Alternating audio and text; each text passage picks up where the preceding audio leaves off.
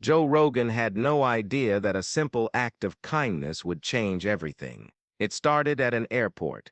He was on his way to an event, nothing out of the ordinary. First-class ticket in hand, ready for a comfortable flight. But just as he was about to board, he saw something that made him stop in his tracks. A soldier, still in uniform, exhausted. His backpack looked heavy, his face even heavier. He had that look like he'd seen things most people couldn't even imagine. Joe didn't think twice. He walked up, handed over his first-class ticket and said, "Take my seat, brother." The soldier hesitated.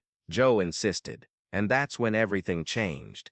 Because what happened next, nobody saw it coming.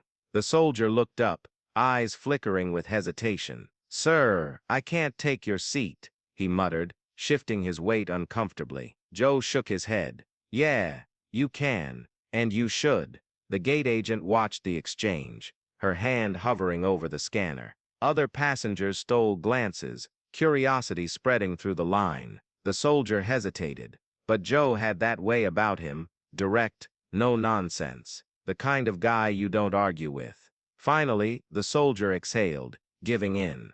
"Thank you," he said, voice barely above a whisper. Joe handed over his ticket, got the economy seat in return, and didn't think much of it. But as he made his way to the back of the plane, something strange happened. People started murmuring.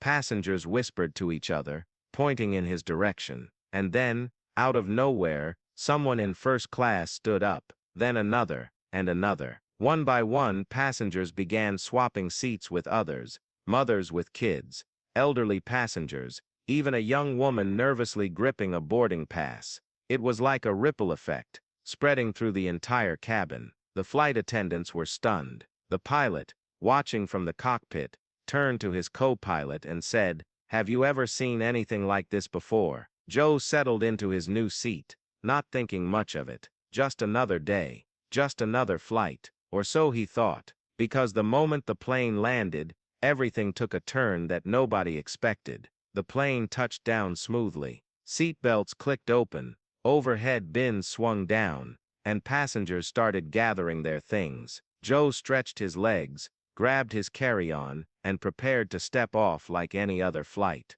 But as he made his way through the aisle, something felt different. Eyes were on him. Passengers whispered, nudging each other. Some had their phones out. At first he thought nothing of it. Maybe people just recognized him. It happened all the time. Then, right before he reached the exit, the soldier he had given his seat to appeared beside him. "Sir, I need to tell you something," the soldier said, voice steady, but eyes filled with something deep. Gratitude, regret, it was hard to tell. Joe nodded. "Yeah, man, what's up?"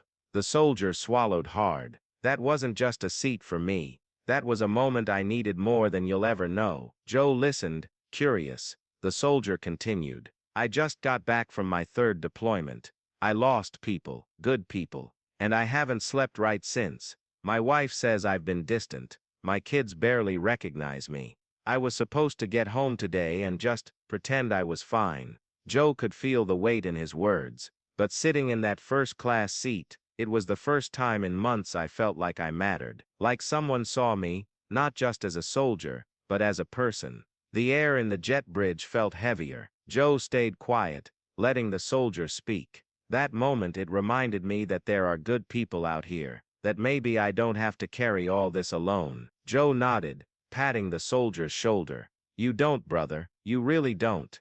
They stepped off the plane together, but just as Joe reached for his phone, it buzzed, then buzzed again. A flood of notifications, his name, trending. A video had surfaced. Someone had filmed the entire exchange, the ticket handoff, the seat swap, the chain reaction that followed. And now, it had gone viral. Millions of views, thousands of comments, people sharing their own stories, veterans thanking him, strangers inspired to pay it forward. But just when Joe thought this was the end of the story, something even bigger happened. Joe's phone wouldn't stop buzzing. Texts, emails, missed calls. His social media had exploded. He scrolled through the comments. Some were from fans, others from veterans. "I haven't cried in years, but this hit me hard. Respect, Joe. My dad was a soldier, He never talked about what he went through. Seeing this, it means more than you know. This isn't just about a seat.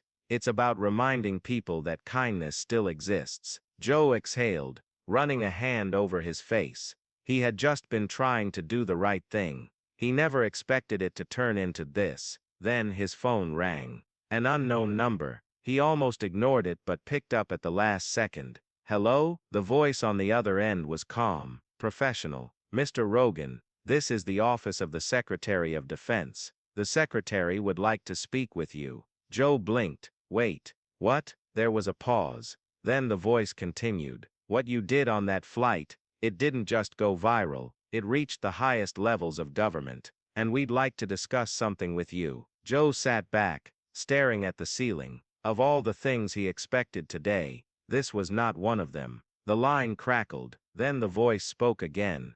Are you available to meet? Joe took a breath. Whatever was coming next was going to be bigger than he ever imagined. What do you think happened next? Comment below and let us know. And don't forget to like, share, and subscribe, because trust me, you won't want to miss what's coming next.